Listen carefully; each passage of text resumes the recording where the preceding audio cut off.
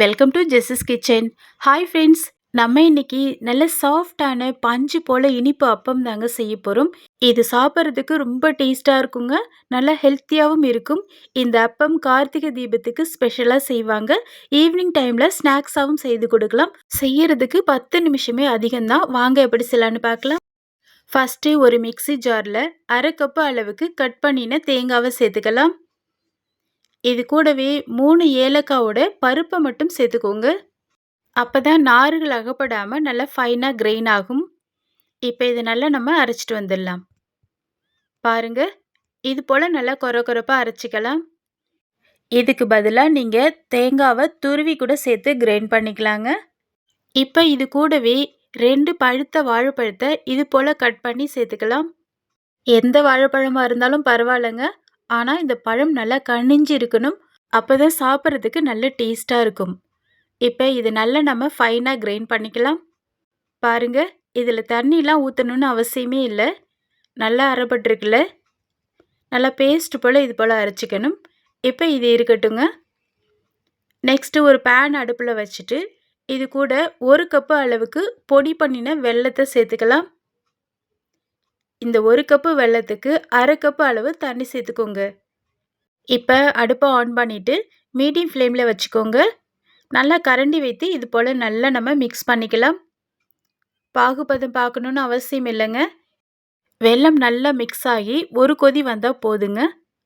பாருங்கள், இந்த பக்குவத்தில் அடுப்பை ஆஃப் பண்ணி விட்டுக்கலாம். இப்போ இது அப்படியே ஆறட்டுங்க.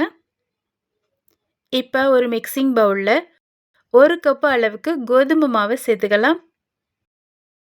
இது கூடவே 2 ஸ்பூன் அளவுக்கு மைதா மாவை சேர்த்துக்கலாங்க. நீங்கள் விருப்பப்பட்ட மைதா மாவு சேர்த்துக்கலாம். அப்படி இல்லைன்னா வெறும் கோதுமை மாவு மட்டுமே வச்சு செய்யலாம். இப்போ இனிப்பு சுவை நல்லா தூக்கலாக பர்ஃபெக்டாக தெரியறதுக்காக ஒரு பிஞ்சு உப்பு சேர்த்துக்கலாங்க. எப்போவுமே நம்ம இனிப்பு செய்யும் போது உப்பு சேர்த்துப்போம்ல, அதை மிஸ் பண்ணாமல் சேர்த்துட்டு இது போல் நல்லா நம்ம மிக்ஸ் பண்ணி கொடுத்துக்கலாம். அப்போ தான் நம்ம சேர்த்துருக்கிற மைதா மாவு, கோதுமை மாவு, உப்பு எல்லாமே ஈவனாக மிக்ஸ் ஆகும். இது போல் நல்லா ஒரு முறை கலந்து கொடுத்துட்டு இப்போ ஆல்ரெடி நம்ம கிரைண்ட் பண்ணி வைத்தோம்ல வாழைப்பழம், தேங்காய், அந்த பேஸ்ட்டுகளை இது கூட சேர்த்துக்கலாம். சப்போஸ் நீங்கள் அரைக்கும் போது ரொம்ப டைட்டாக இருக்கிற மாதிரி இருந்துச்சுன்னா 1/4 கப்புக்கும் குறைவாக பால் சேர்த்து கிரைண்ட் பண்ணிக்கோங்க. கரெக்டாக இருக்கும். இதில் நம்ம 2 வாழைப்பழம் தான் சேர்த்துருக்குறோம். விருப்பப்பட்டால் 3 வாழைப்பழம் கூட சேர்த்து செய்யலாங்க. நல்ல டேஸ்ட்டாக இருக்கும். இப்போ இது கூட ஆல்ரெடி மிக்ஸ் பண்ணி வைத்த வெள்ளை தண்ணியை இது போல் வடிகட்டி வச்சு வடித்து சேர்த்துக்கலாங்க. இந்த வெல்லம் ரொம்ப ஆறிடக்கூடாது.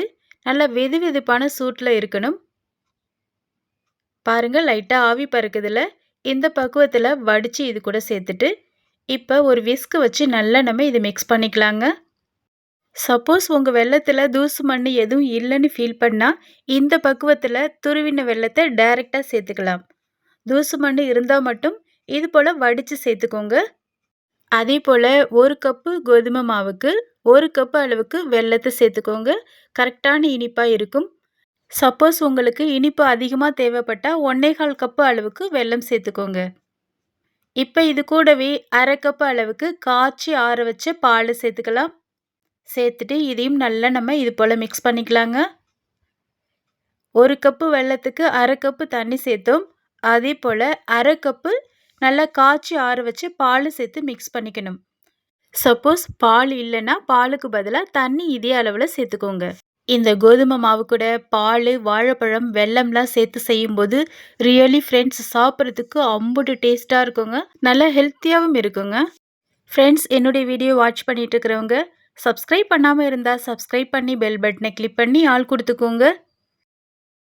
இப்போ இது நல்ல உப்பெல்லாம் வர்றதுக்காக ஒரு பிஞ்சு அளவு பேக்கிங் சோடா சேர்த்துக்கலாம். கம்மியாக சேர்த்தா போதுங்க.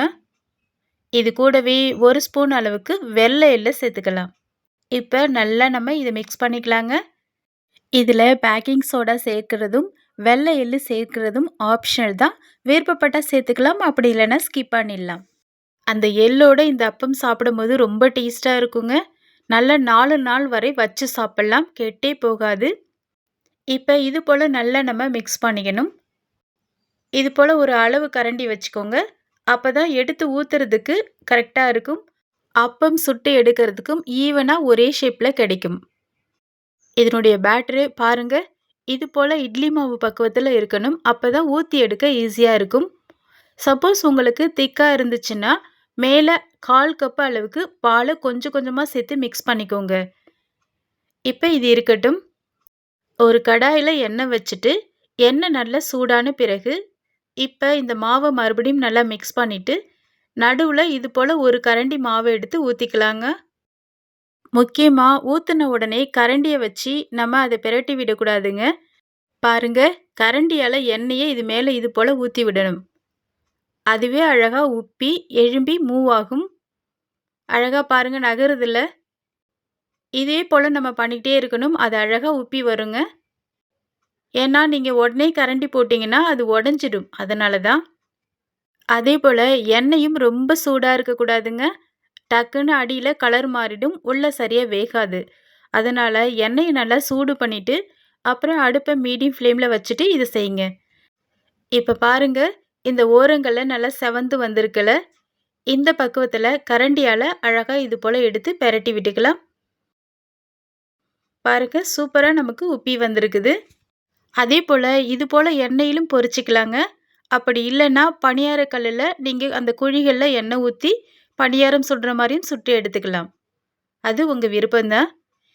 அடுப்ப மீடியம் ஃப்ளேம்ல வச்சுட்டு, சைடுல இன்னொரு கரண்டி மாவ ஊத்திக்கலாங்க. அடுப்பு மீடியம் ஃப்ளேம்ல இருந்துச்சுன்னா தான், நம்ம 2 2ஆ 3 3ஆ போட்டு எடுக்க வசதியா இருக்கும். அதேபோல உள்ளவும் நல்லா மாவு வெந்து வருங்க. இப்ப கரண்டியால எண்ணெயிலேருந்து வடிச்சு, இத அப்படியே ஒரு பிளேட்ல ட்ரான்ஸ்ஃபர் பண்ணிக்கலாம். அதேபோல இந்த பேட்டரு இட்லி மாவு பக்குவத்துல ரெடி பண்ணிக்கோங்க.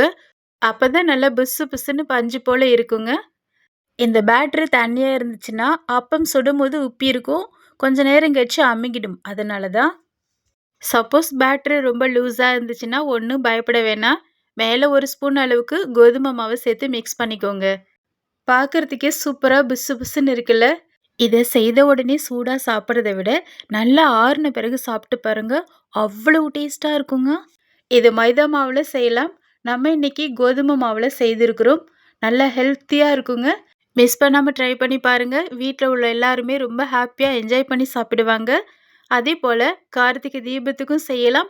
ஈவினிங் டைம்ல ஸ்நாக்ஸாவும் செய்து கொடுக்கலாம். இது போல இன்னும் நிறைய ஸ்நாக்ஸ் வீடியோஸ் போஸ்ட் பண்ணியிருக்கிறேன். என்னுடைய லிங்கை ஓப்பன் பண்ணி தேவையான வீடியோ பார்த்து செய்து சாப்பிடுங்க. இதுவரை என்னுடைய வீடியோவை பொறுமையாக வாட்ச் பண்ணவங்களுக்கு ரொம்ப தேங்க்ஸ். இப்போ வீடியோ பார்த்துட்டு இருக்கிறவங்க சப்ஸ்கிரைப் பண்ணாமல் இருந்தால் சப்ஸ்கிரைப் பண்ணி பெல் பட்டனை கிளிக் பண்ணி ஆல் கொடுத்துக்கோங்க. Okay friends, thank you. நெக்ஸ்ட் வீடியோவில் பார்க்கலாம். பாய்.